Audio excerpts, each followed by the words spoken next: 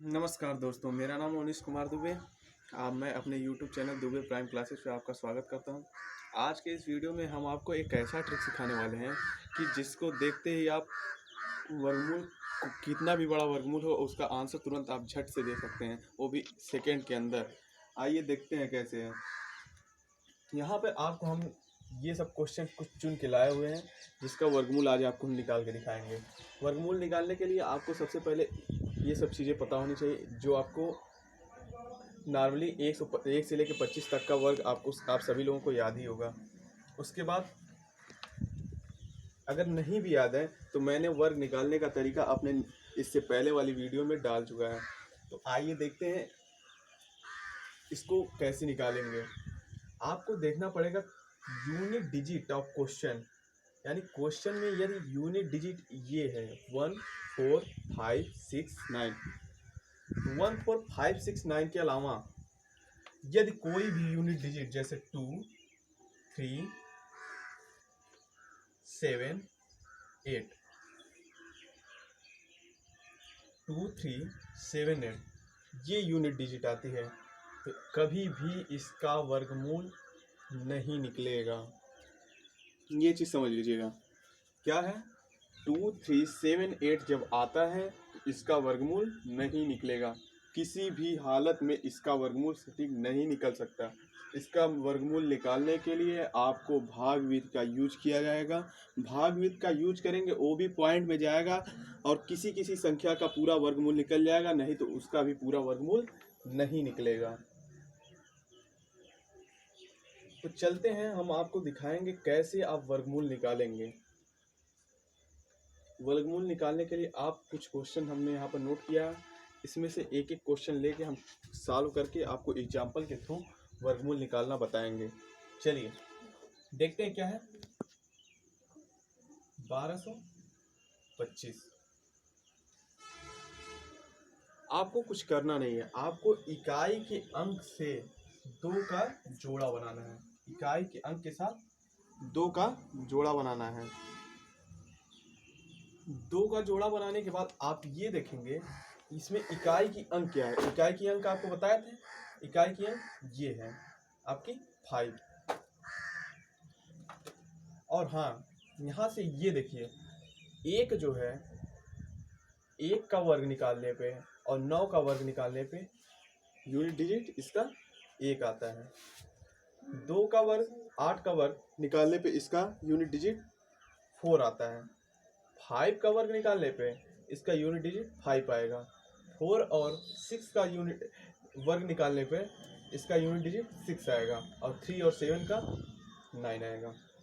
तो आपको यही चेक करना है कि यदि इसका यूनिट डिजिट यानी इकाई का अंक 5 है, आपका इकाई का अंक 5 है, तो इसमें से लास्ट में आने वाली संख्या कौन सी होगी आंसर में। तो आंसर में आने वाली लास्ट की संख्या क्या है, ये 5 होगी। ये 5 होगी। जब 5 हो गई तो आपको अब ढूंढना क्या है, आपको इस संख्या को लेके ढूंढना है। आप देखेंगे यहाँ पे 12 किस किस संख्या के बीच में आता है। 12 इन दोनों संख्याओं के बीच में आता है। इन दोनों संख्याओं के बीच में आता है तो आप क्या करेंगे, अब आपको यहाँ पे ये देखना है 12 इन दोनों संख्याओं के बीच में आता है तो आपको ये चेक करना है कि 12 इन दोनों संख्याओं में किसके ज़्यादा समीप है। देखना है जिसके ज़्यादा समीप होगा वही वाली इकाई आपकी आंसर होगी। तो 12 देखेंगे आप 9 से 3 नज़दीक है, 3 अंक बाद 12 आ जाएगा और 16 में से 4 घटाएंगे तब 12 आएगा। यानी इसमें 4 का डिफरेंस है, इसमें 3 का डिफरेंस है। कहने का मतलब ये है यहाँ पे डिफरेंस जो कम होगा वही वाली अंक यहाँ पे लिख दी जाएगी। यानी हमारा ये कितना मिल गया 35। 35 इज द राइट आंसर। अगला क्वेश्चन देखते हैं। अगला क्वेश्चन आपका है 1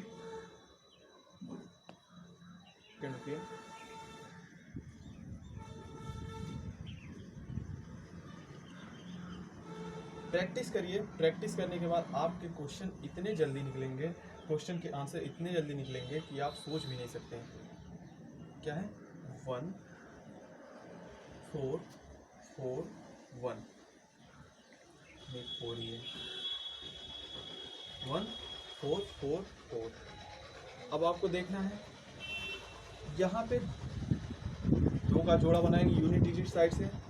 फिर ये 44 मिलने के बाद आपको ये चेक करना है 4 किस किस अंक के वर्ग में आता है। तो आपको पता है 4 किस किस अंक के वर्ग में आता है, 2 और 8 के। क्या करेंगे, यहाँ पे 2, यहाँ पे 8। वो तो 5 था, 5 कहने का मतलब 5 केवल सिंगल डिजिट यानी 5 के बीच में ही आता है।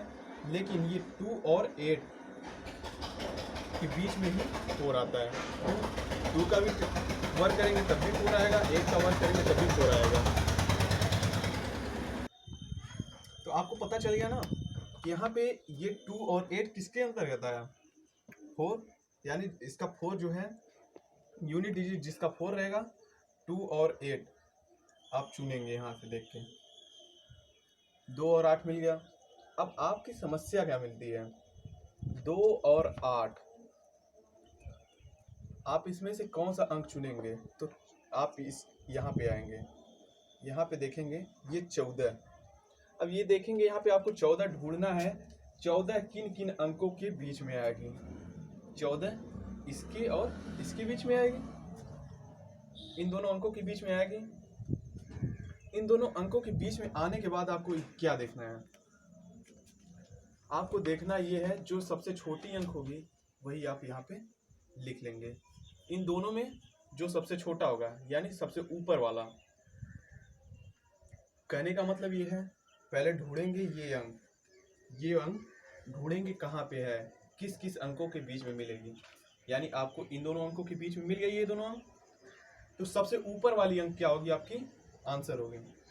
सबसे ऊपर वाली अंक आप यहाँ पे लिख लेंगे। लेकिन फिर भी कंफ्यूजन है कि ये 32 आंसर होगा या फिर 38 आंसर होगा।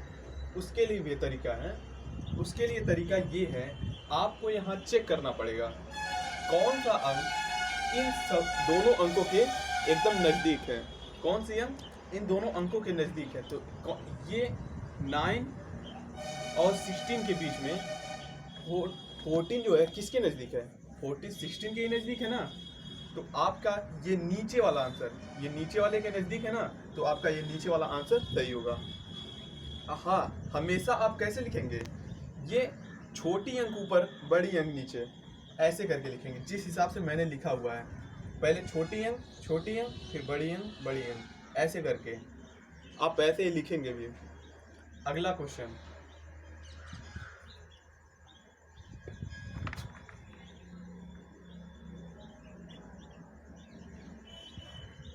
अगले क्वेश्चन में देखिए 3 2 4 9।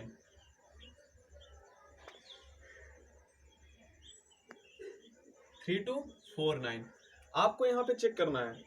4 9 को लीजिए एक बार, आपको चेक करना है 9 किसके किसके बीच में आता है, या तो 1 होगा या तो 9 होगा। एक सेकेंड, सॉरी 9 है ना, तो यहाँ चेक करेंगे या तो 3 होगा या तो 7 होगा। अब इसका काम खत्म हो गया। अब आया 32 की बारी। अब आपको 32 देखना है, 32 किन किन संख्याओं के बीच में आएगा, या तो 5 होगा या तो 6 होगा। इन्हीं दोनों संख्याओं के तो बीच में आएगा। तो आप क्या करेंगे, सबसे ऊपर वाली अंक 5 है, 5 को दोनों में लिख दीजिए। 53 57 हो गया। अब आप क्या देखेंगे, ये 32 इन दोनों संख्याओं में किसके ज़्यादा समीप है। तो आपको पता ही है 32 किसके ज़्यादा समीप है, नीचे वाले के, यानी नीचे वाला आपका आंसर सही होगा। अगला क्वेश्चन देखते हैं। अब तक तो आपको सीखना था इसलिए मैंने धीरे धीरे बताया, अब आपको समझ में आ चुका होगा इसलिए मैं जल्दी जल्दी बताता हूँ। जल्दी जल्दी बताने का मतलब आपको इतना ही तेज कंपटीशन एग्जाम में करना होगा, नहीं तो आप पीछे छूट जाएंगे। हमारे ट्रिक बताने का कोई मतलब नहीं निकलेगा। 24 यानी 4 यहाँ पे आ रहा है, 2 है, 8 होगा। ठीक, फिर यहाँ पे 46 ढूंढना है आपको, किसके किसके बीच में आएगा। 46 आप इन दोनों संख्याओं के बीच में आएगा, तो ऊपर वाली संख्या लिख लेंगे। क्या करना है, 46 किसके ज्यादा समीप है, 49 के, यानी नीचे वाली संख्या के समीप है, नीचे वाला आपका आंसर होगा। अगली संख्या 4489, 4489 यहाँ पे चेक करना है। 9 क्या हो गया, 37, या तो 3 के नजदीक आएगा या तो 7 के।